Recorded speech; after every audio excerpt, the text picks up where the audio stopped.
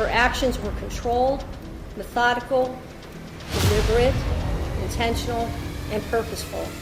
This was not reckless driving. This is Mackenzie Shirilla, who is going to spend the rest of her life behind bars after she was convicted and sentenced for intentionally crashing her car into a brick wall at 160 kilometers per hour, killing her boyfriend and a friend. Mackenzie Shirilla was only 17 years old on the night she crashed her Camry into the side of a commercial building outside Cleveland. This was her reaction. Whether or not she intended to also kill herself is a matter of speculation. They have no relevance to the weighing of the evidence in this case. The totality of the evidence clearly demonstrates that Mackenzie Shirilla acted purposely and intentionally. In the early morning hours of July 31st, 2022, her purpose was to kill Dominic Russo and Newfound Flanders. No reasonable fact finder could view the totality of this evidence in this case and come to any other conclusion. Her actions were controlled, methodical, deliberate, intentional, and purposeful. This was not reckless driving. This was murder. This is TJ Lane, who was convicted for killing 3 of his fellow high school students with no conscience whatsoever on February 27, 2012.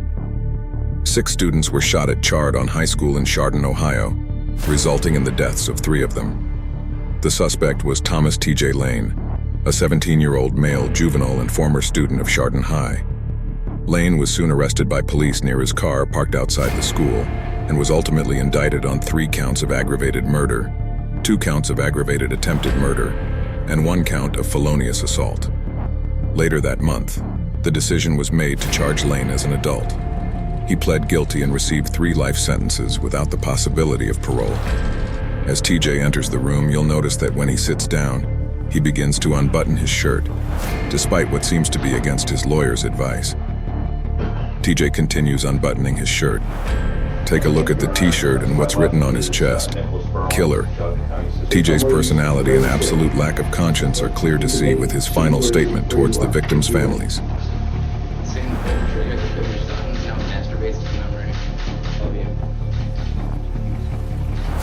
That was just a small example of the sick mind behind Thomas TJ Lane. Luckily, the victims' families got their opportunity to say their piece back to TJ Lane.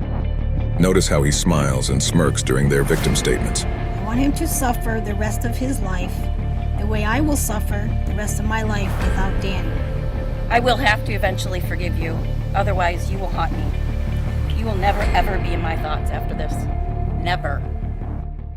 This is Danta Wright.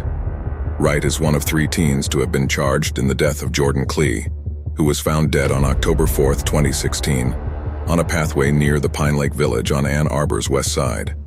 Wright, Jamarius Ellison, and Delray No Gracie were accused of attempting to steal controlled substances, clothes, and/or shoes, according to court records. Jordan Klee was ambushed by the 3 men as they tried to steal his items. Jordan, being a strong athlete, resisted, which is when Wright shot Jordan in the back of the head, ending his promising life. At Dante's trial, we hear a statement written by Jordan's mother, who is absolutely distraught. Jordan Michael Klee, born July 26, 1998. Murdered October 4, 2016, at 18 years old. Jordan has no future. Jordan can no longer choose to go to college. Jordan can no longer choose to change. Jordan can no longer make a difference. Jordan can no longer fall in love or have a family. Jordan no longer has a future. I've lost my only child. Dante Wright then delivers his own statement to the court. He seems to have little thought for anyone or anything. I just want to tell y'all I'll be home soon, or I'll be Keon. I love my family. Just like any other normal person, the judge was not so pleased by the actions of Dana Wright. Watch what Judge said. But watching you sit there, smile, laugh, and shake your head like this was no big deal, I'm very tempted to just say, I'm not going to accept this sentence agreement. We'll go to trial, and if you're convicted of felony murder, you'll go to prison for the rest of your life. That means you'll die there. How would you react if you were a judge in any of these cases? Let me know in the comments. See you guys in the next one.